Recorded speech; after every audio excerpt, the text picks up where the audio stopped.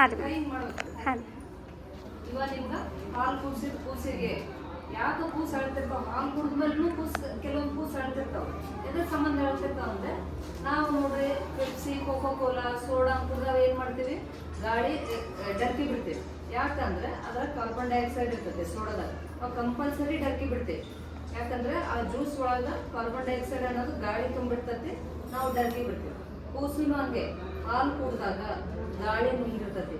ಆ ಗಾಳಿ ಡರ್ಕಿ ರೂಪನ ಹೊರ ಬರಲಿಲ್ಲ ಅಂದರೆ ನೀವೆಷ್ಟೇ ಹಾಲು ಕುಡಿಸಿದ್ರು ಅದು ಸಮಾಧಾನದಲ್ಲಿ ಮಲ್ಗಕ್ಕೆ ಸಾಧ್ಯನೇ ಇಲ್ಲ. ಹಾಗಾಗಿ ಡರ್ಕಿ ಬಿಡಿಸ್ಲೇಬೇಕು. ಎಷ್ಟೋ ಜನ ಏನು ಮಾಡ್ತಾರೆ, ಹಾಲು ಕುಡಿಸಿ ಅಲ್ಲೇ ಪಟಕ್ನ ಹಾಕಿಬಿಡ್ತಾರೆ. ಹಂಗೆ ಮಾಡೋದ್ರಿಂದ ಏನಾಗ್ತತಿ, ಕೂಸಿಂದು ಗಾಳಿ ಹೊಟ್ಟೆಗೇ ಉಳ್ಕೊಂಡು ಹೊಟ್ಟೆ ತುಂಬ ಹಾಲು ಕುಡಿಯೋಕ್ಕಾಗಲ್ಲ. ಯಾಕಂದ್ರೆ ಹೊಟ್ಟೆ ಉಬ್ಬರಾಗಿರ್ತೈತಿ, ಹೊಟ್ಟೆ ತುಂಬ ಹಾಲು ಕುಡಿಯೋಕ್ಕಾಗಲ್ಲ. ಅಂತ ಕೂಸಿಗೆ ಮೂಗಿಂದ ಬಾಯಿಂದ ಸೇರಿ ವಾಂತಿ ಆಗ್ತಿರ್ತೈತಿ. ನಿಮಗೆ ಗೊತ್ತಿರಂಗಿಲ್ಲ, ಎಷ್ಟೋ ಮಂದಿ ಹಾಲು ಕುಡಿಸಿ ಜೋಳಿಯ ಹಾಕಿಬಿಟ್ಟಿರ್ತೀರಿ ನೀವು. ಜೋಳಿಯ ಹಾಕಿ ಎಂದೆಂದು ಜೋಳಿಯ ಹಾಕಬಾರ್ದು. ಕೂಸು ಯಾವಾಗಲೂ ತಾಯಿ ಬಾಜುನೇ ಇರ್ಬೇಕು. ಹೆಂಗೆ ನೋಡಿ ತಾಯಿ ಕೂಸು ಹೆಂಗೆ ಬಾಜು ಅದಲ್ಲ, ಇದರಿಂದ ತಾಯಿಗೆ ಕೂಸಿಗೆ ತಾಯಿ ಕಾವು ಹತ್ತೋದ್ರಿಂದ ಕೂಸು ಬೆಚ್ಚಗಿರ್ತೈತಿ.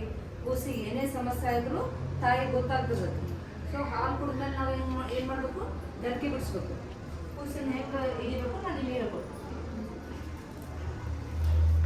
ಟೈಮ್ ಪಾಸ್ ಹಾಕಿರಲಿಲ್ಲವಾ ಖುಷಿಗೆ? ಇಲ್ಲಿ ಗೋಣ್ ಕಡೆ ಒಂದು ಕೈ ಹಿಡಿಬೇಕು, ಇಲ್ಲೊಂದು ಕೈ ಹಿಡಿಬೇಕು. ತೊಗೊಂಡು ಇಲ್ಲೊಂದು ಕೈ ಇಲ್ಲ ಮಾಡೋದ್ರಿಂದ ಹಿಂಗೆ ತೊಗೋಬೇಕು. ಕೂಸಿನ ತಲೆ ಯಾವಾಗಲೂ ಸೈಡಿಗೆ ಇರಬೇಕು. ಕೈ ಹಿಂಗೆ ಗುಂಟು ಮಾಡಿ ಹಿಂಗೆ ಡುಬ್ಬ ಚಾಪಿಸ್ಬೇಕು.